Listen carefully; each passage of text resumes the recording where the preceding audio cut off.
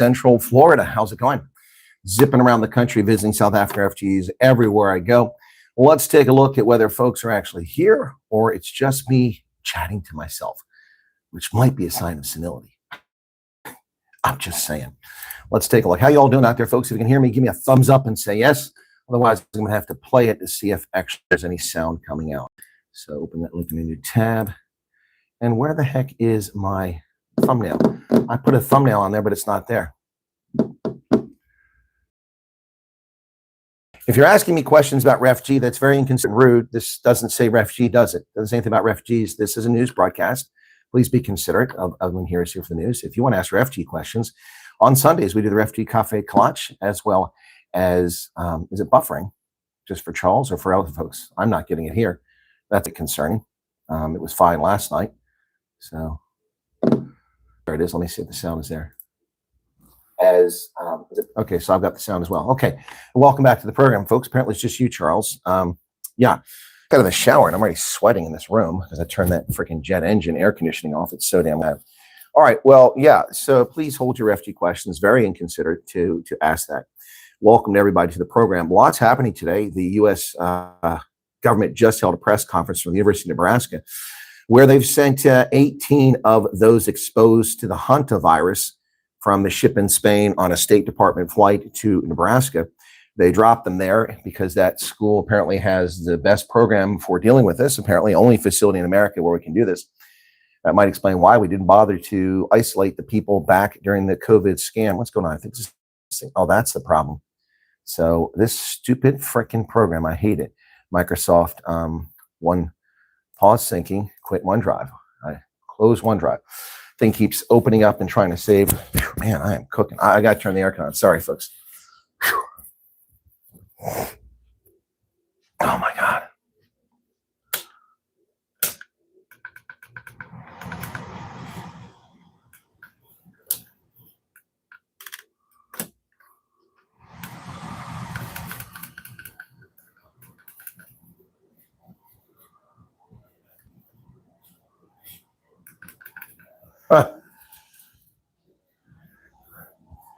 Now it won't let me turn the temperature down. Last night it let me turn it down. Now it's stuck on 73, but at least there's some air blowing here.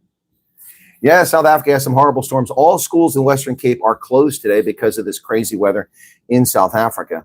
Lots of trees blowing over, people perishing, trees landing on top of automobiles. Pretty frightening situation for many South Africans. So be careful out there, folks. That feels better. The air's hit me directly. Yeah.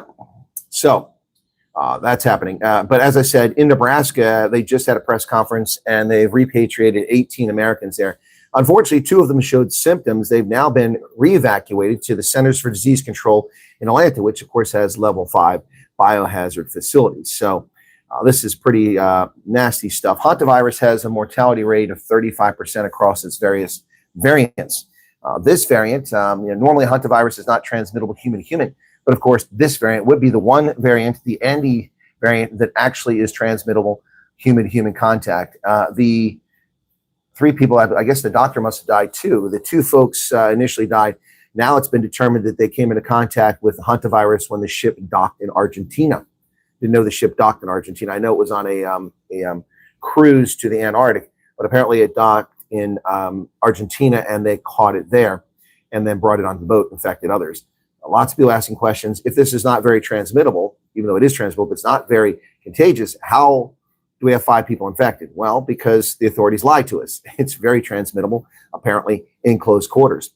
And so this is a very serious situation unfolding this morning. I made a video, but unfortunately, YouTube won't let me change things. Once you set up a stream on your phone, you're stuck with it. I can't do anything until I finish this stream. I didn't want to cancel the stream because a lot of people are waiting for the news. And it's a big news Monday. A big news Monday. So a guy's been charged with the murder of that 76-year-old man on the New York subway. It's about time. This hatred and demonic behavior being fostered by the political left needs to stop. And the people that are fostering this hate need to start being charged with crimes. Danica, I just started 4 minutes and 50 seconds ago. 4 minutes, 50 seconds. Everyone should have got notified because I actually posted this well in advance. I posted an hour before the stream, unless it just didn't come up that way. But I also had a thumbnail, and that seems to be missing. So I'm not sure why that thumbnail is not there, and I can't put a thumbnail on after the fact. It won't let me do it. It won't let me put it on the phone. Very frustrating. I had actually set this up and put all of the, all the tags are gone. Everything's gone. It's so annoying. It just reset everything. I'm lucky that I even have a stream still. This is very annoying. Strange how this happens. This is the news of the day. So I'm just making some changes on my laptop now. But when I set up my laptop, it sets it by default in the portrait, and I don't like that at all. So recording date, I already had that all set up. This whole thing is just, YouTube needs to fix their act because there's too many things that are just stupid and need to be done better. So I can't change the thumbnail here, even though, let me see if I can try to change it. Change. Oh, it is letting me change the thumbnail, but I don't have the image I want to hear. So I'll just, do I have my news program on here? Nope, I don't have anything I want to hear. So that sucks. That's unfortunate. So Muy Noise says, I got notification for a change. Okay, well, you got one, but see, a lot of people don't get it. Very frustrating. Okay, maybe I'll use that photograph because I don't have the photograph here. I just have to put something up there. I can change it later on. So here's one that'll probably get people's attention. There it is. Yeah, see if that uploads. Okay, there you go. Beware of old men in dangerous professions. That's pretty good. Got a picture of me. So someone made that last year. Notification from your short from yesterday and saw the live was upcoming. Well, that's pretty cool. They're supposed to do that. Also now, apparently, YouTube is allowing people to steal your content from your shorts, and you can't stop it. It says, choose not to do it, but it doesn't allow me to do that. It just lets people steal my content. Very frustrating. But I want to thank all the folks that are watching the video I published this morning, which was doing very well for the first hour. It's been the best performing video in 1 hour in ages. And now it's been up for 2 hours, and it's hit 12,000 views. And I got 15 subscribers, 7,000 last hour. That video is currently getting a lot of attention. So if you watch it or if you go watch that video, I'd appreciate that. Pala Pala, it's much worse than you think. That one, if you hype it in America, that one's going to get some more views and maybe get us back to 100,000 video, which we have not had for a while. So thank you for that. It's actually got a lot of traction right now, a lot of comments too. But the Pala Pala saga is much worse than we were ever led to believe. I'm going to get to that story too, but we've got a lot to talk about here. The hantavirus I've just covered. Still talking about England and how the Reform Party gained 1,400 seats and how the political media are trying to overturn that and say it really doesn't mean much anything. Local elections don't mean anything. Oh, but they do. They do mean something because local government is how people see their lives affected every day. And if you just ask the Liberal Democrats, you'll get more traction. They got more traction because they perform reasonably well in the places. Oh, the stupid pickleball, man. I don't know why people like that. Anyway, I might have to play pickleball since I only one hip now. But let's turn our attention very quickly to talking about Pala Pala. So difficult to stand out. Well, mine is standing out right now. Future looks bright. That video is standing out right now. So, of course, I am one of the few journalists who's been constantly harping and reporting and never letting go of the Pala Pala scandal ever since it first broke when Arthur Fraser talked about it. I've never, ever, ever let it go. Never. Thank you for hyping it, Hendo UK. I've never let that story go. Most people just dismissed it. There's nothing to it. And I'm going beyond that. Most of these people are talking about the impeachment. The impeachment, interesting. I want criminal prosecution for the transgressors who perverted the means of justice, who kidnapped, who tortured, who bribed. I want that criminal prosecution. If Cyril Ramaphosa is responsible, he should be in prison. If he's not, then the people responsible, like Wally Road and others, should be. Now, did I lose some of my beard? Look at this. Here it's here, and then suddenly there's no hair. I must have clipped that. Very strange. I might have to trim that portion out. It's looking kind of weird. But I want to talk quickly about rugby and the United Rugby Championship. Although the Lions lost this weekend and dropped from 3rd to 5th, the Bulls won and went ahead of them. The Stormers got a draw. And so 3 of the top teams are from South Africa at the moment, going into the final weekend. It's a tough weekend for the Stormers and for the Lions. We'll see how they fare after this. Glasgow is at number 1, Leinster at number 3. So there's 1 Scottish team, 1 Irish team, and 3 South Africans in the top 5. The top 4 teams are guaranteed a home quarterfinal. The top 2 teams are guaranteed a home semifinal, and the top team, if they get that far, is guaranteed the championship game. So Sharks are out of it. The Sharks are not going to qualify. They have just 41 points in the log, and right now the 8th place team has 50, which means they can't be caught. With 1 game left, the best can do is 5 points, with taking 46. Connacht is ahead of the Sharks at 49. They have a slim playoff chance. They're 1 point out of the playoffs. There are a lot of teams on the bubble. For instance, the Lions technically could act. I have to look at the schedule, but they might be able to be knocked out. I'm not sure. The Bulls are in it no matter what. No one's going to be able to knock them out. The Lions, I have to see who's playing who, but Cardiff is playing the Stormers. If Cardiff wins, the Lions don't win. I don't know who Munster's playing. Munster, Ulster, and Connacht. Depends who they play. They're probably playing each other, so let's take a look at that, and then I can tell you. Okay, Cardiff, Ulster, and Glasgow.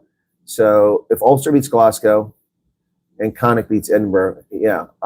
So if Connacht beats Edinburgh, Ulster beats Glasgow, and the Stormers, doesn't matter what they do, then the Lions, if they lose, could be out of this. The Lions play on Saturday. They play against Munster. So yeah, the Lions could wind up out of the playoffs. If Connacht wins, if Ulster wins, then they could be out of the playoffs. And if Munster wins, hang on a second, let me go back to where I was at. Yeah, so it's complicated. I don't have it all in front of me right now. Yeah, so if Munster loses, wait, they play the Lions. Yeah, if Munster wins, Cardiff. If Munster wins, wait a second, is this right? That isn't right, is it? Yeah, it is. So Ulster's at Cardiff's in. Okay, got it. Okay. Anyway, bottom line is the Lions could wind up out of the playoffs despite having the best run of the season. Rupert says, thank you for everything you do. Words can't explain our thankfulness. Okay, you're very welcome. All right, so let's get back to it. The impeachment process broke earlier, about an hour ago. The impeachment process for Cyril Ramaphosa has begun. Totoko Didiza, Speaker for Parliament, the National Assembly, said that the process is now underway, and they are going to do the impeachment on Cyril Ramaphosa. So let's see what happens there. 6 steps to it. Chardon Gosselin, thank you for 35 Rand. It gets worse, folks. Crime Intelligence's own Faraz Khan was accused of false undercover claim to free a businessman. There is dirty stuff going on here. South African police and politicians compromise themselves for the silliest little things. We're only talking about a few $1,000s worth of gold that was being, apparently you're not allowed to carry gold on a flight. I didn't know that. But top crime intelligence officer Faraz Khan was connected with this gold allegedly found in possession of a Durban businessman, Tariq Downs. And he lied. He said that Downs was part of an undercover operation that didn't exist, and he ordered his immediate release. So he perverted the means of justice. And we've got him having been arrested along with Ibrahim Kadwa, among 15 high-ranking cops scheduled to appear in court this week. This is such a corrupt thing. This was never the case when the country is led by a minority white government. The colored, the Indian, the white police officers were nowhere near as corrupt as what we're seeing now. The corruption scandal rocking South African police service has reached epic proportions with the arrest of 2 high-ranking generals, Faraz Khan and Major General Ibrahim Kadwa, head of the Hawks. The head of the Hawks has been arrested, and the head of crime intelligence. No wonder crime intelligence was completely ignorant of what was happening in July 2021, when I predicted on June 29th that there were going to be chaos, riots, looting, and murders in South Africa. Crime intelligence completely oblivious to it. Police not prepared. No water cannons deployed to KZN or Gauteng. Nothing. They sat back and watched the country be ripped apart by insurrectionists. The arrests executed via J50 warrants mark a significant escalation of the government's crackdown on internal police corruption and organized mineral theft. Yep. Unlawful possession of precious minerals. I don't know what that is because you can own gold. So, yeah. You also didn't have 1,000 generals and no constables back then. That's true. That's true. Yep. Unbelievable, folks. The South African Police Service confirmed the arrest of those officers, plus a civilian linked to the illicit dealing unlawful possession of precious metals. When top crime boss Faraz Khan was contacted about gold allegedly in the possession of Durban businessman Tariq Downs, he allegedly lied and said Downs was part of an undercover operation that did not exist and ordered his immediate release. Excuse me. This reported by Nonkuleko Njilo in the Daily Maverick. Wow. This took place 5 years ago in May of 2021. Unwrought gold weighing 75 grams. That's not much gold, worth 62,000 Rand. So they're going to compromise their standards for less than $4,000. These are stupid people. Stupid people sitting in court being charged with crimes. And these are cops. Unbelievable. Unbelievable. But it is believable because it's true. Well, folks, another blow for South Africa because of the stupid racist, broad-based black economic enrichment. That's right. Every Rand spent in complying with South Africa's racist policy is a Rand not spent on service delivery, says business leader, South Africa CEO Busi Mavuso. Yep. The country should be focusing on growing the economy and creating jobs, but instead they're sending nice little contracts to people who have no ability to fulfill it or are thieves. One of the biggest problems is the extensive set-asides for 100% Black-owned businesses, where contracts of certain values must be kept aside for these businesses, regardless of whether they deliver services or not. It's just patronage for connected Black South Africans. All tenders under 20 million are set aside exclusively for 100% Black-owned businesses. Now, how is that not racist? How is that not racist? 100% of tenders under 20 million rand, just a little over $1 million, are guaranteed to Black-owned businesses, whether they're capable or not. For tenders of 20 million to 100 million, suppliers must prove that they procure 40% of their inputs from 51% Black-owned suppliers or 30% from 100% Black-owned suppliers. This complicated ANC apartheid is sickness. It's an absolute sickness. This is apartheid. It's meant to oppress the population and enrich the elites. For tenders above 100 million, 25% of subcontracting must go to 100% Black-owned businesses. This is why South Africa is imploding right in your very midst. Mavusa said transformation is certainly an important goal. No, it's not. This transformation is Black enrichment. It's Black supremacy. It's not transformation. There's no such thing as transformation. This is utter nonsense. So on that, he's wrong. What happens when a municipality needs to tender a water treatment plant and there aren't enough 100% Black-owned firms? Either project doesn't proceed or costs escalate dramatically as the limited suppliers recognize they face little competition. Exactly. It undermines the whole concept of a fair and balanced tender process. Yep. As I said, all schools in the Western Cape are closed today because of severe storms. Wow. Closed on Tuesday, I should say. It's tomorrow. Government said decision is taken in the interest of learner and teacher safety after extensive consultation with Provincial Disaster Management Center and the South African Weather Service.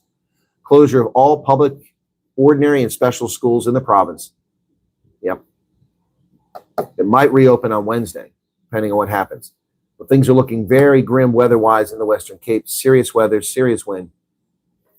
Trees knocking down things and roofs collapsing. So here's another one. Remember Cyril Ramaphosa's Charlie Kirk murder trial update? What's going on here? Let's see what's going on. Oh, no, it's on a commercial. So Cyril Ramaphosa promised a smart city. Remember that? Another one of his broken promises.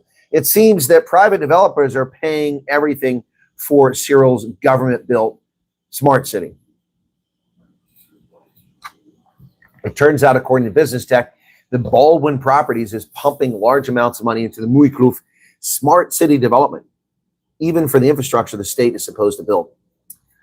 Now, of course, Nicklin Smart City was announced back in 2020, 6 years ago, by President Ramaphosa as part of the government's strategic integrated projects. In other words, strategic bullshit. Located next to Harsfontein Road on the outskirts of Pretoria East, the development is anticipated to have a total investment of 84 billion rand upon completion. Baldwin Properties is developing 14,000 residential units. Parts of the development are now occupied. They secured a 1 billion rand loan from the World Bank's International Finance Corporation in 2025 to advance the project. But it seems the government is not producing anything. They're not doing anything. Surprise, surprise, surprise. Unbelievable. The government of South Africa is doing nothing to contribute to this project, which they claim is their project. So no doubt they'll try to take credit for it when it's all complete, but that's poppycock. South Africa's petrol stations are under a lot of pressure, and it's interesting to see that their costs have risen so high when the price of petroleum has barely risen from $79 a barrel to no more than $125 a barrel and back and forth between $125 and $90 a barrel since this conflict began. And nonetheless, the price of petrol for South Africa's petrol stations is skyrocketing. Before the fuel shocks, a typical petrol station's tanks would cost 1 million rand to top off. 1 million rand. Now that figure's climbed to 2 to 2.5 million.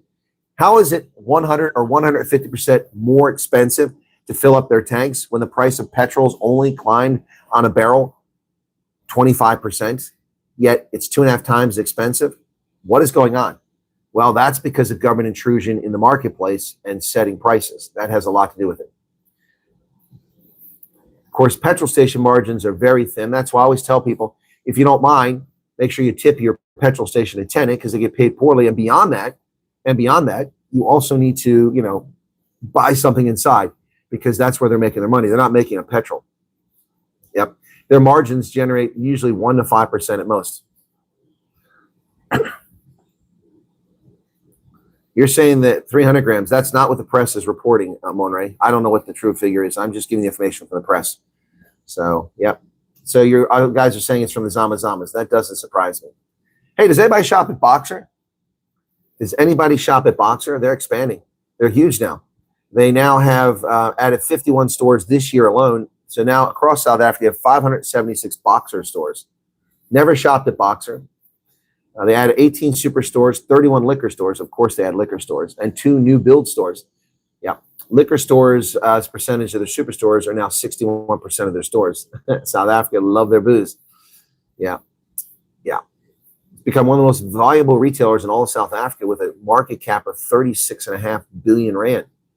Now, Pick n Pay, by contrast, which is huge, only has a 14 billion rand valuation. Wow. And of course, Pick n Pay owns part of Boxer, so a lot of their 14 billion rand, which is only 1/3 of what the value of Boxer is actually from Boxer stock. Somebody said Boxer is dodgy. I've never been in a Boxer, never even seen one. Anyway, they're growing by leaps and bounds. In 2026, 576 total stores, up 51 stores. 338 superstores, up 18. 206 liquor stores, up 31 stores, and build stores down 32, up 2%. Yeah, 694,000 square meters of trading space. That's Boxer. Never shop there.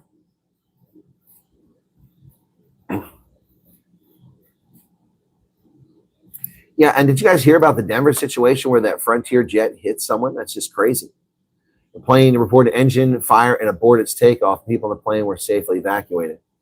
Frontier Airlines plane struck and killed a person on the runway. It was just taking off from Denver International Airport. Why was someone on the runway? That's my question when I heard about this.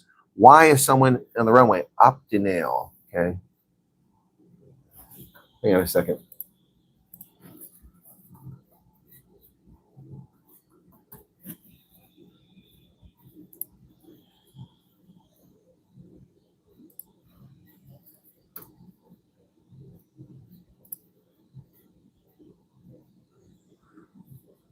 Dangerous area you've never been. Okay, that's probably why I haven't seen them. All right, but this plane hit someone. It's insane. I mean, absolutely insane. It was an A321 with 224 passengers, 7 crew members leaving on a flight to Los Angeles when the collision took place. Smoke was reported inside the plane. Passengers safely evacuated. Struck a person on runway 17 Lima as was taking off. The person who was killed had jumped the airport's perimeter fence, was hit just so this person was breaking into the airfield. Well, they got what they the architect of their own demise. They trespassed on the airfield and got hit by a plane. Sean Duffy described that person as a trespasser, breached airport security, and deliberately scaled perimeter fence and ran out onto a runway. Maybe it was suicide. Who knows? Wow, that's crazy. This is after we had a plane hit a truck in Newark. Iran has come up with a list of unreasonable demands. Unreasonable demands, ladies and gentlemen. Their demands are ridiculous. Yeah, it's a Darwin case, exactly. So Iran is demanding all kinds of nonsense that's simply not going to happen. They want reparations. They want sovereignty over the Strait of Hormuz, and they want sanctions lifted. Well, that ain't going to happen. The only thing there the U.S. can actually do is lift sanctions. We can't grant sovereignty to the Strait of Hormuz, international waters, to Iran. That's ridiculous. And we are not going to let them get away with this nonsense. Look, it's time to stop pussyfooting around Trump. It is time to go back in and end this and destroy this regime. Enough of this pussyfooting. We need to get this done before we get too close to the middle of the summer and before the weather becomes a deterrent to high performance systems. Yeah, they're making demands. Yeah, imagine that. So they do not have rights. As far as sanctions, give us the enriched uranium, dismantle your program, and the sanctions will be lifted. Problem solved. As far as the other things, you are not going to get those other things. You're not getting reparations. We want reparations for the murdered Americans. And the figure I'm asking for is $4 trillion or 25 years of your oil output. You take a choice there. Yes, they're playing the long game with Russia, but Russia's running into problems in Ukraine, so I don't know how much they can help them.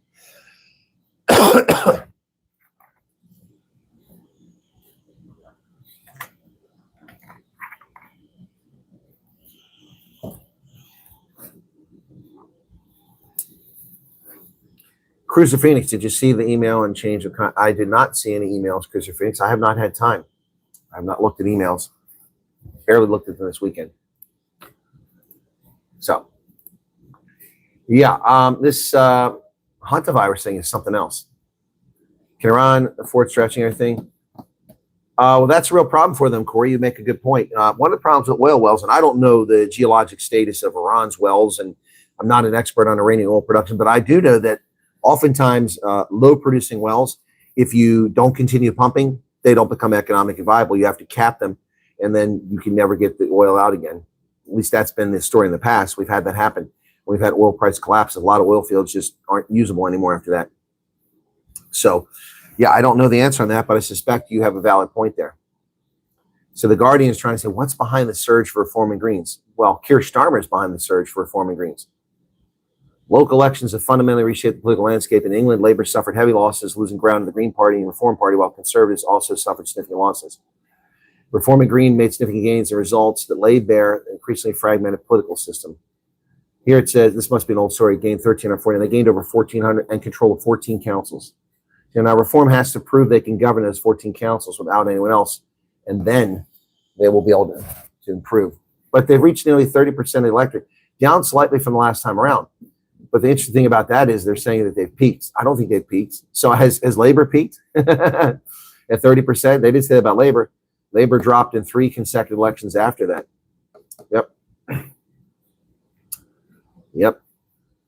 Anyway. The Greens gained a larger share of the vote. They did. They were in the mid-teens, and now they're over 20% for some of these age groups. The Greens actually performed well in areas with Muslims, which is a bit shocking. How did that happen? How did they pull it off? Muslims don't care about the green world. Strange things indeed, folks.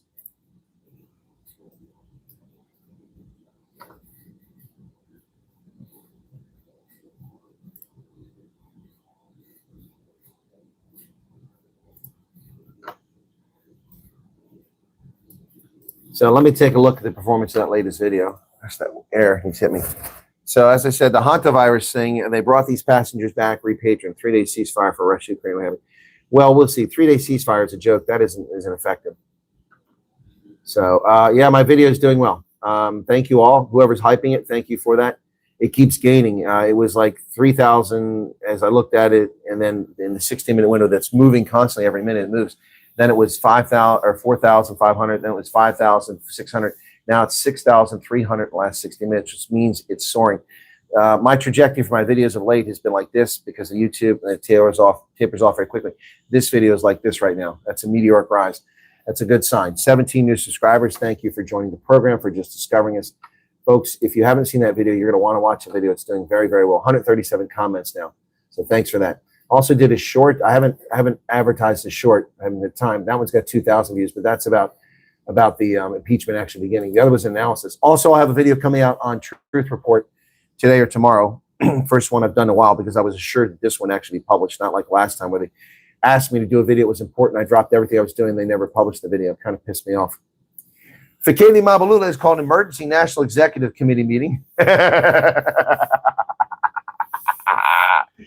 Oh, my goodness. Top brass are locked in marathon talks as the party scrambles to map out its next move. ANC Secretary General Fikeli Mabalula has summoned an urgent special National Executive Committee meeting of the ANC in Cape Town for Tuesday night as they grapple with the political fallout from last week's explosive Constitutional Court judgment on the Pala Pala scandal. Yes, in a memo sent to NEC members, he said the special meeting will focus on the Apex Court's ruling, which effectively revived and stalled the stalled impeachment process against Ramaphosa. This serves to invite you to a special NEC meeting to be held Tuesday for a briefing by the national officials. Apparently, top ANC officials were locked in the marathon talks this morning in South Africa as they scramble to map out their next move. National Assembly Speaker Toko Didiza and ANC Chief Whip Madumisini and Ntuli were also part of those discussions. Senior ANC insiders said the party spent most of the weekend consulting legal experts on how to contain the political and constitutional crisis triggered by the judgment. You don't contain this. Ramaphosa resigned. Criminal charges preferred. Prosecution, imprisonment. Problem solved. Now, Peter Bruce, who seems to spend most of his time attacking Donald Trump because of his obsession with Donald Trump, actually finally criticizes Cyril Ramaphosa. Let's take a look at this. In an op-ed by Peter Bruce, let's see what he has to say. As they say in Afrikaans, nou kan die kak spat. The Constitutional Court judgment on Friday ordered Parliament to refer the findings of the 2022 panel constituted by Parliament itself and then voted away by ANC majority that existed at the time to an impeachment committee that could see result in President Ramaphosa being forced out of office. In 2022, Arthur Fraser, who had been former President Zuma's head of intelligence, reported that 65 million rand had been stolen from inside a sofa at Ramaphosa's Pala Ranch. Ramaphosa claimed it was 580,000, a deposit from a Sudanese businessman keen to buy some of the disease-free buffalo bread on the ranch. Yes, well, we're now finding out forensic evidence. News 24 reported today. I've showed the image to people of what actually the people who stole the money, who had no money, suddenly had $8 million worth of resources, not $580,000. So Ramaphosa, it appears, lied. The Parliament appointed a three-person judicial panel to investigate. They found there's prima facie evidence Ramaphosa had breached the Prevention and Combating Corrupt Activities Act. Faced with this, the ANC used its majority at the time to vote against establishing a committee to investigate Ramaphosa's possible impeachment. It so traumatized Ramaphosa, he told close associates he wanted to resign. The court judgment on Friday is sweet revenge for Zuma in the way that Ramaphosa ousted him back in 2018. Ramaphosa didn't oust Zuma. Ramaphosa spent money and paid delegates to defeat Nkosazana Dlamini Zuma. Nothing to do with Zuma. Zuma got himself out. He was nearly voted out. If it wasn't for the ANC's supermajority, he would have been impeached years before he left office. EFF took the vote to the Constitutional Court and won a famous victory on Friday. Of course, they were late. It was delayed. They waited 14 months, and the court said that was too long, but they weren't going to prejudice the situation. Now, according to Peter Bruce, the way forward for the country is completely unclear. Oh, it's clear. It's clear. Impeachment, criminal charges, prosecution, imprisonment. It's quite clear for what goes forward, Peter Bruce. You ANC-loving leftist South Africans need to wake up to reality here. I had a conversation with a decent person who's politically left of center and influential in South Africa on WhatsApp this morning. I won't tell you who it was, but it wasn't somebody from the EFF. I'll tell you that much. What is all that noise? Somebody keeps making noise outside my room. What I will say is that that politically left of center person that I talked to is living in a fantasy world.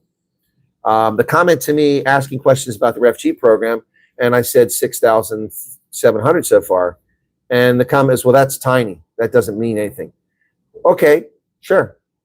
But if South Africans knew how many people have actually applied for this program, if South Africans actually knew how many people applied for this program, ladies and gentlemen, the government of South Africa will be in panic mode, absolute panic mode. We have no confirmation from any government sources, but I'm telling you, the number of people who apply for this program will beggar imagination. Also, that person who's politically left of center doesn't believe that there's anyone other than white South Africans here. Was willing to admit there are some coloreds and Indians, but no blacks. And I said, of course there are blacks here. Blacks married to white South Africans who are victims of racial persecution, adopted black children. And I know for a fact there are a handful of black South Africans who have applied to the program, and a couple claim to have been approved, but have not come to the States yet. So these leftist South Africans who are erudite, who are educated, who have influence, are living in a fantasy world. They don't understand just how bad things have gotten in South Africa. They don't want to admit it. This is like the band that keeps playing on the Titanic as it tilts up, and then they finally slide into the North Atlantic and freeze to death or suffocate. Wow. Yeah, if they only knew. Yeah, those choosing to stay. Well, I'm not talking about those choosing to stay who are right of center or center. I'm talking about the leftists. They are completely confused. Completely confused. They have no idea what's happening around them. I mean, when I discussed this with this person about Ramaphosa, that's where this conversation started this morning with someone who's politically left of center in South Africa. And we're talking about Ramaphosa. And I said, well, you know, this guy has got a serious problem. Oh, he's fine. He'll survive. I said, sure. I didn't say he's not going to survive. I can't predict what's going to happen in a corrupt government in South Africa. But what's happened is far worse than we were led to believe. Now, I've been talking about this all along, so you guys know what I've said. So when it first broke, Arthur Fraser said $4 to $8 million, and I kind of like, you know, Arthur Frazier, not the most reliable source. And so when Ramaphosa said $580,000, and that's what the police reported, that's the number I've been sticking with, right? That's the number I'm sticking with. There are official figures, but they're not public scalicious. The government's not releasing that data, and they won't release it for a lot of reasons. Politically, it would be a disaster for South Africa if they released that stuff. So I dismissed that. But now, News 24 Today reports through public disclosure of information, investigation by the police, the bank accounts, the transfers, the money laundering, the purchase of illicit vehicles by the thieves themselves who had no money, and then how they magically had money after the robbery, deposited in their bank, money being transferred from place to place, cash being used to pay for Volkswagen GTIs, stacks of bills that still have the bank band on them in U.S. currency. All of this now shows that over $8 million was stolen from Pala Pala. $8 million, which is what Frazier said. So I told this South African left to center, I said this, and he said, I didn't say Arthur Frazier, I said, it's up to $8 million. He goes, oh, that's not real. That's not true. It's only $580,000. I said, yeah, that's what Cyril told us. That's what he said under oath. But bank records don't lie. The bank records show $8.5 million, roughly, for these individuals who stole the money. The first guy alone, the guy, his last name is David, Ngawea David, that guy alone spent more money buying cars than the $580,000 that we were told was stolen. Now, well, you're probably saying, why did it tell us $580,000? Because the $580,000 is actually believable if you're a sucker and you believe that he was selling a head of cattle, a prize bull. All right? Well, and the more important question here, Heidi, that I've said all along in all my videos since the outset of this, is that this is one we know about. How many times have people brought cash to Pala Pala or to one of Cyril's other residences or dropped it off at Thule House in the past 6 years? How many? This is one they got caught. How many haven't they been caught? How many illicit transfers of money have happened that we don't know about? Probably an awful lot, ladies and gentlemen. Probably an awful lot. Can you imagine that? That's right, Marissa. Exactly when and where that bubble burst, they're going to be living in a nightmare. Exactly right. Yeah, apparently a lot of couches delivered. Apparently a lot of Sudanese businessmen are in the furniture delivery business. Well, I don't know. I can ask Lawrence McDonald what he knows. I saw him yesterday in person. Yep, yesterday morning. Now, back to Peter Bruce's op-ed. It's not a given. The original panel report was weak. Its leader, former Chief Justice Sandile Ngopa, was the Zuma favorite, and there was little actual evidence this report for what Ramaphosa had done was technically corrupt. Well, that's untrue. I read the report that was publicly released. So Peter Bruce that's not an honest assessment. Both the South African Revenue Service and Reserve Bank cleared him of wrongdoing, and the impeachment committee will have to take those calls into account. So the Revenue Service and Reserve Bank are not corrupt? Oh, please, give me a break. See, this is another leftist living in a fantasy world, living in an absolute fantasy world. Peter Bruce is living in a fantasy world. The evidence is there. The evidence is there. It doesn't matter. See, this is when it all came back before, when Parliament dismissed this and said, there's no ethics violation here. And I said, so what? We're not talking about ethics. We're talking about criminal charges for money laundering, for perversion of the ends of justice, for kidnapping, for torture, for falsifying reports. SAP's VIP protection unit lied and said there were no these alone. Where are you addressing this at, Peter Bruce? Where are you addressing this at? You're saying that these are SARS and they've, so what? Who cares what SARS and Parliament did and the Reserve Bank? They're clearly captured. They're clearly captured. How in the hell does SARS let him off the hook for $580,000 of money laundering? Exactly. How does Peter Bruce know that SARS is not corrupt? How does he even accept this? This is the world that South African leftists live in. They believe any bullshit told to them by the government. But these leftists didn't believe anything the National Party told them. Why did they believe the ANC, who've been proven time and time and time and time again they're nothing but liars and thieves? There's no honor in the ANC. If there ever was, it's gone. So, Peter Bruce, are you living in a fantasy world, or is somebody paying you to write this drivel? By the way, I was supposed to meet Peter Bruce last year. Not anything personally against him, but this is nonsense, and his hatred of Donald Trump is bizarre. But money on the sofa was spectacularly foolish. As sitting president, for a start, he should not have been running a business. Duh! He's supposed to have all of his assets removed and have someone managing those assets. and his penchant for secrecy was bound to hurt him. Just last weekend, he was in Zimbabwe for a private meeting with Emerson Mnangagwa. Mnangagwa brought along his two dubious friends, one of whom is one in South Africa. Ramaphosa's office said he didn't know the men, but we still have no idea why he went, what was discussed, how he got there, or who paid for the trip. Exactly. More likely corruption right there. Why would you not disclose your trip? Every trip Trump takes is exposed. He's speaking about maternal health care right now. A bunch of women standing behind him. So, Trump. So the court order on Friday a sweet revenge for Zuma for the way Ramaphosa ousted him in 2018. But Ramaphosa didn't oust Zuma. The ANC ousted Zuma. He wasn't a candidate for re-election. And Nkosazana Dlamini Zuma was, and so was Cyril Ramaphosa. And Cyril had to bribe delegates to win that race by just 35 votes. Please do not give up on our FGs that really appreciate flying trucks. No, Danica, I've not given up. I'm in Florida, burning through my money to be here. I mean, this is insane. What fantasy world is Peter Bruce living in? Ramaphosa did not, see, people rewriting history. Ramaphosa did not oust Zuma. Zuma was out because the ANC couldn't take him anymore. Depending on how long Parliament's impeachment committee takes to do its work, and even if it does find against him, it can still take 2/3 majority in Parliament to remove Ramaphosa. Yeah, well, it only takes one criminal prosecutor to charge him with a crime, hold a trial, and convict him. But that's a long time down the road. No, we don't need incentives for get the birth rate up. No, we need to stop lying to Americans. We also need to stop pumping, birth control in every freaking ad you find. While the politics are Byzantine, that's not impossible. Many ANC MPs would have to support impeachment, but many smaller parties would not. But if the impeachment committee does find against him, it would be almost suicidal for any centrist party to support him. The DA would irreparably wound itself, and the evidence of wrongdoing was clear. Absence abstention would not do, and so the GNU would fall. The EFF would vote to impeach, so would Zuma's MK party. The DA would be in an unbearable position. Oh, they already are. The DA is screwed. They are absolutely screwed. All they can hope for is that this doesn't come to fruition until after the local elections, and that people forget about this after he leaves office. But yeah, they're in a bad position because they hitched their wagon to the ANC. The president is elected by Parliament, but the DA could simply not support Deputy President Paul Mashatile for the frontrunner.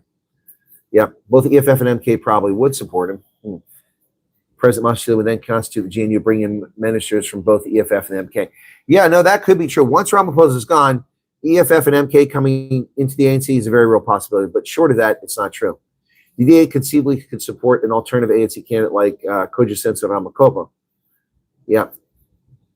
The DA's dilemma is economic consequences. Yeah, well. Sad fact, though, is that the period of deep political and economic uncertainty in which we are headed is the fault of just one man. A president whose predilection for privacy and refusal to account ever to the public that made him an easy target. No, Peter Bruce, the sad fact is that the period of deep political and economic uncertainty in which you're headed is not the fault of just one man. It's the fault of your political system, which is corrupt and anti-democratic. People don't vote for politicians, therefore they have no recourse when they're crooks and thieves.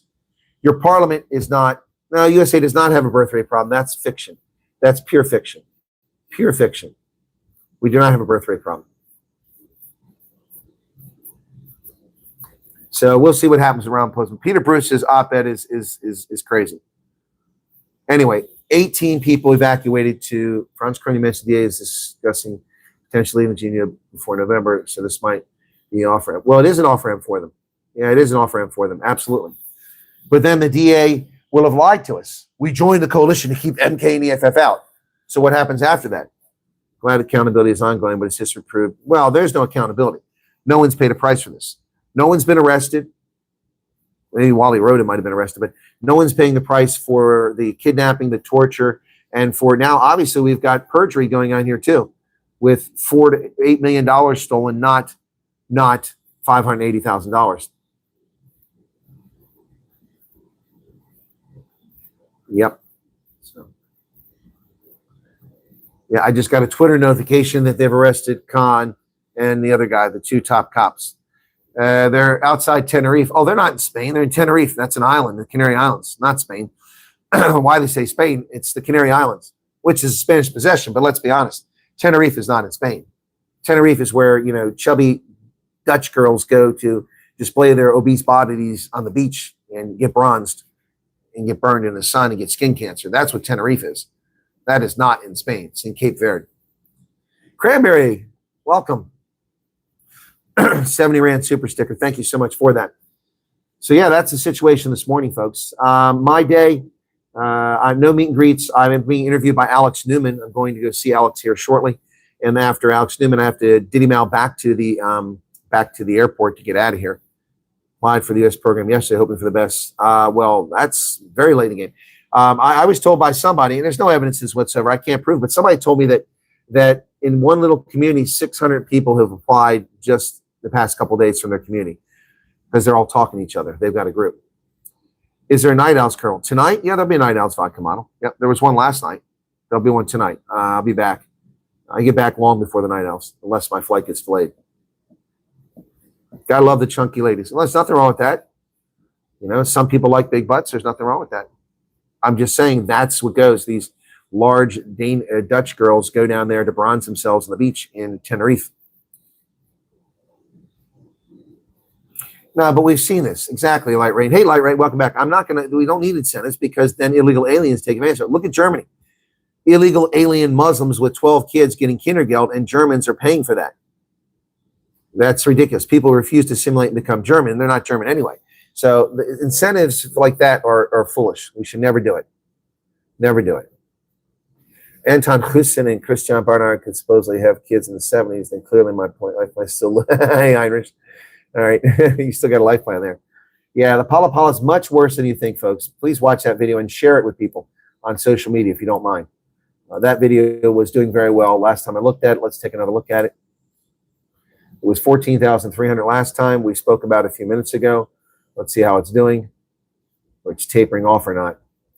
Well, in the past 5 minutes since I talked about it, went from 14,300 to 15,900. 1,600 views in the last 7 or 8 minutes since I discussed it. And another 6 subscribers joined. 8 subscribers, excuse me. Yeah, so thank you very much. That one's doing well, but we got to keep the momentum on that. Keep it going. Pala Pala. It's all about Pala Pala. Probably one of the better videos you're going to find on it, I would say anyway. Of course, I'm kind of biased. It is my video. It is my video, hence I'm a little biased. Don't forget, tomorrow we have the anniversary of commemorating 1 year that South Africans arrived in the United States under the refugee program. So tomorrow I'll be covering that as well. That's right. Where's the other one at? I had this thing. There it is, live streaming. That's what I'm looking for. They went to a dump to take pictures of Argentina. Where's that at? It just disappeared on me. And is that where they got the disease? Cranberry, thank you for 70 Rand. Pat Mike says the DA pulls out Cyril opposing faction ANC will take over and form a coalition. Yeah, they'll depose Cyril. That's exactly right. That can happen. Driving all over again. Stay safe. Thank you, Cruiser. I appreciate that.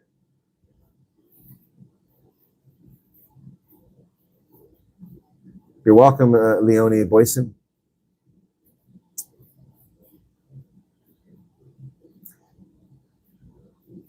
Candace made it safely. Yep, no, she's here in America now. 70% of the country is on grants. If I ever gets the impeachment hearing, the witnesses' testimonies will get very juicy. Yeah, I agree. If they survive, if they aren't assassinated. Yeah, I hope it goes viral. Not the boat viral, though. Yeah, exactly, Waving Hunter. Let's hope that video goes viral, but not hantavirus viral. Yep. Didn't want to leave our country, but now it's getting too scary, getting worse by the day. Yeah, shadow banning is difficult. A couple apparently picked up the disease in Argentina. Yes, that's correct. I reported that earlier. They determined that it came from Argentina. Right. Yeah, they got, and then the doctor got it from them. I think the doctor died as well. I'm not 100% on that. Who thinks of hantavirus in Argentina? Well, it is a place where hantavirus is actually an Andy variant outbreak there that's been going on for a few months. I don't know, James. I'd have to look about an appeal. I don't think you can appeal an impeachment. It's a vote, so you can't appeal a vote. It's a political trial. 4 flights over 2 days, exhausting but worth it, okay? Couch only has a few dimes, not much to brag about. Yeah, there's no money in my couch, trust me. Not even a stray credit card. in my couch. Anyway, don't cry for Argentina. Well, cry for the Argentinians who are getting the Andy variant of hantavirus. Oh, we're going to have to find Hunter Biden for the origin, says Chris. Good morning, Gordon von Rensburg. Oh, yeah, nobody talks about it, but I've talked about hantavirus. I mean, I had a show back during COVID in which I broke out part of my library. I brought like 35 books on infectious diseases. And I talked about Ebola, Marburg, hantavirus, Rocky Mountain spotted fever, West Nile virus. I talked about filoviruses. I talked about all this stuff. Yeah. And but then YouTube started censoring people for talking about viruses. There's nothing wrong with that. Ian says impeachment will disappear. Possibly. Yeah, he can appeal criminal charges if he's convicted. But you can't, to my knowledge, you can't appeal that. There's no basis for it unless it's done unconstitutionally. Then he could go to the Concord and ask him to do it. An ice pilot is more rare than an astronaut. Freddie Lighthelm. What are you talking about? Malema, that's going to drag out. So Ramaphosa will be out of office before he has to resign, unless he resigns very soon. Yeah, no, this guy is in trouble. He's in a lot of trouble, just like Keir Starmer. Keir Starmer's not long for this political world. He's done.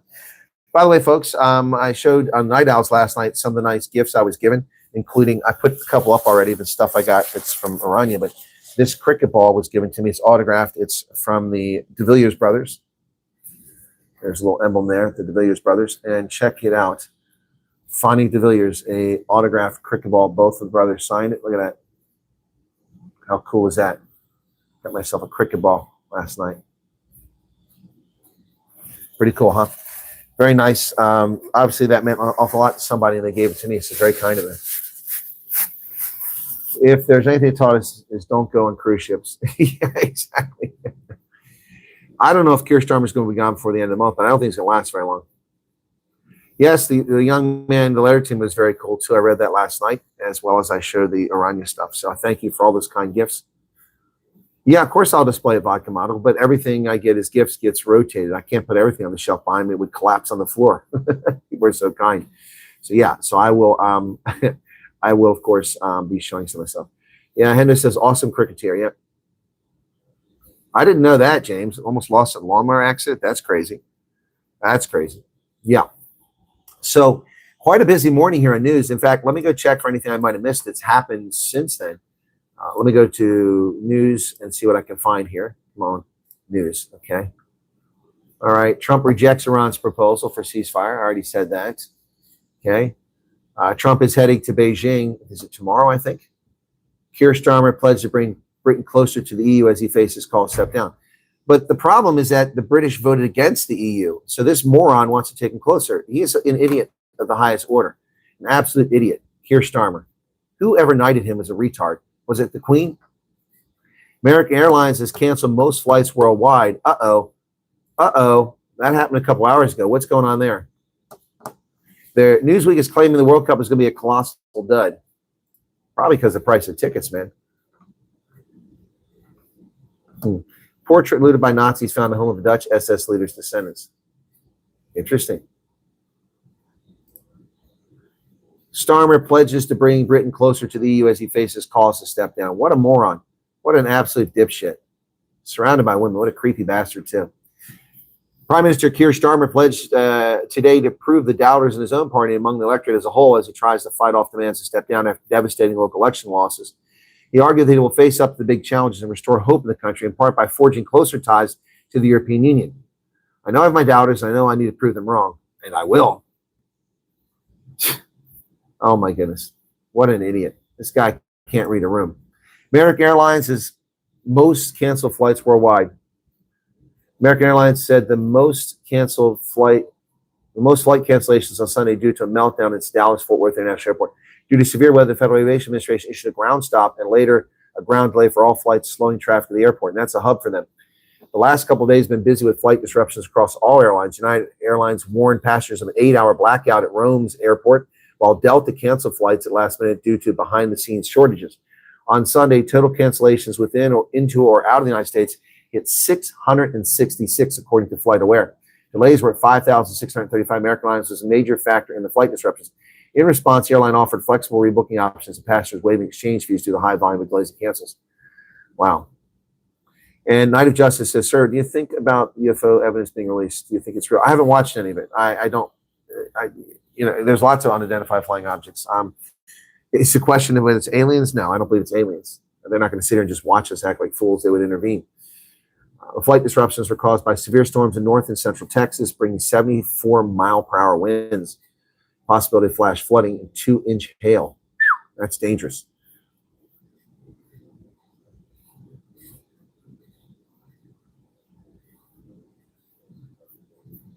Only UFOs are the ANC. Due to the weather conditions, Dallas-Fort Worth International disrupted over 1,000 flights on Sunday alone. That's crazy. American Airlines had the most canceled flights because that's such a big hub for them. 231 cancellations. That was 6% of the flights were canceled that day. Southwest had 76. China Eastern had 73. Anyway, well, hopefully there's no delays today out of Orlando, which is where I'm at. Now, Newsweek is claiming that the World Cup will be a colossal dud by Hugh Cameron. Years of preparation and promise a multi-billion-dollar economic boost were supposed to make the World Cup a summer-long victory lap for the United States. I worked hard on this, along with a great team of talented people, Trump said to Post, will the U.S. secure the co-hosting bid with Canada and Mexico during its first term. We never fail, and it'll be a great World Cup. Overlapping with America's 250th anniversary, the competition has been framed as a jewel in America's crown year, as well as a major lift for the U.S. tourism sector. With only a month until kickoff, hotels remain underbooked, tickets unsold, and travelers unconvinced. Even the world's most watched sport event at risk of falling short of its most ambitious expectations. Well, that's because of the ticket prices and also Trump's visa ban for people coming from a lot of countries. So I'm looking at all the redistricting. It's mostly in the South.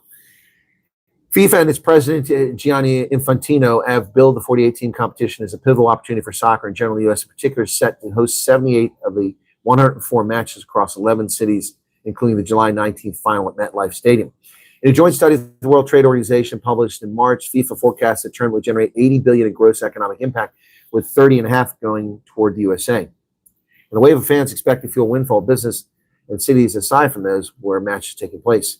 The numbers are striking. U.S. Travel Association wrote in a recent report, international World Cup visitors expect to spend more than $5,000 per person, 1.7 times more than typical international trips to the U.S.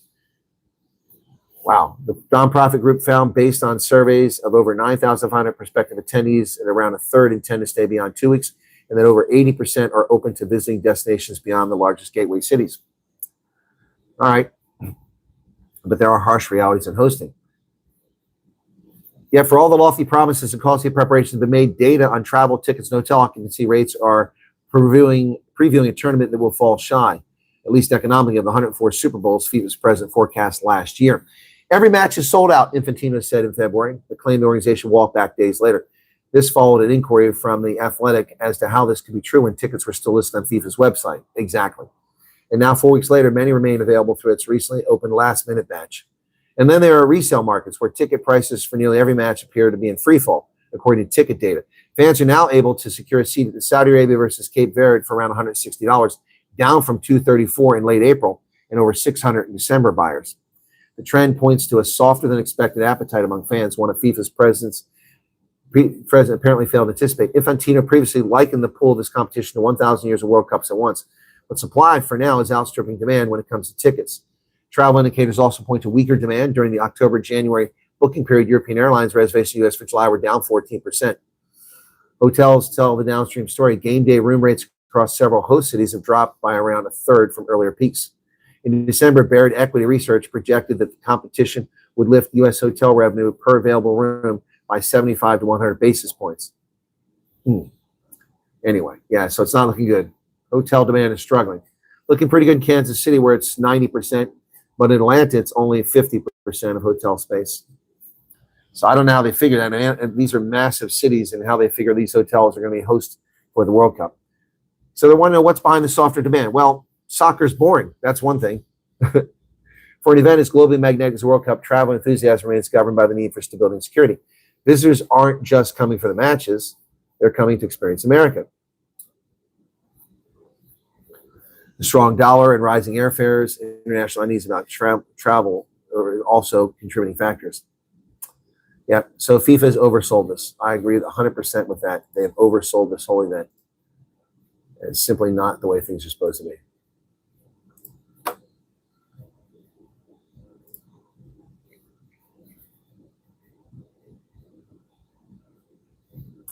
So there you have it, folks.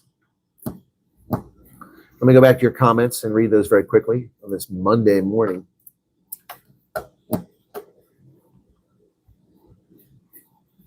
I hope when aliens come to Earth, they'll try to make contact with Southern leaders. Yeah. All right. Good day to you, Kriker.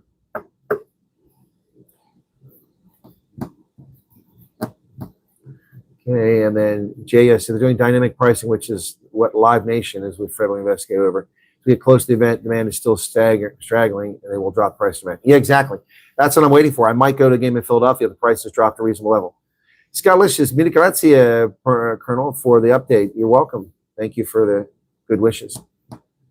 Okay. Simon's Town speaking. I don't know. All right, folks, I've got to wrap it up here. Thanks for being here. Be sure to hit the like button. Only 238 people have done that. A lot more can do it. Also, please be sure to go watch my video that I'm talking about on Pala Pala, which is doing pretty well, better than any of my recent videos. It was 12,400 last time I looked. Let me reload it. Let's see where it's at now. It is now at 17,000 views and still climbing, 26 subscribers. Thank you for that. That's in 3 hours, 17,000 views. Back in the day, I used to get 17,000 views in 15 minutes, but I haven't had a video perform that well in ages. 17,000 already surpasses the last 2, 3, 4, 5, 6, 7, 8, 9, 10, 11, 12, 13, 14. Last 14 videos I've done have all been less than 17,000 prepared videos. So that's pretty awesome. Thank you for that. Also, my short is, I published this morning. Come on, YouTube. At it's 2,300. What's the actual figure? The actual figure is 3,900. So that's good too. All right, thanks, guys. That's going to do it for today. God bless and be well. I'll catch you either at the airport or later this evening, and certainly on Night Owls, as long as I don't get stranded somewhere. Cheers.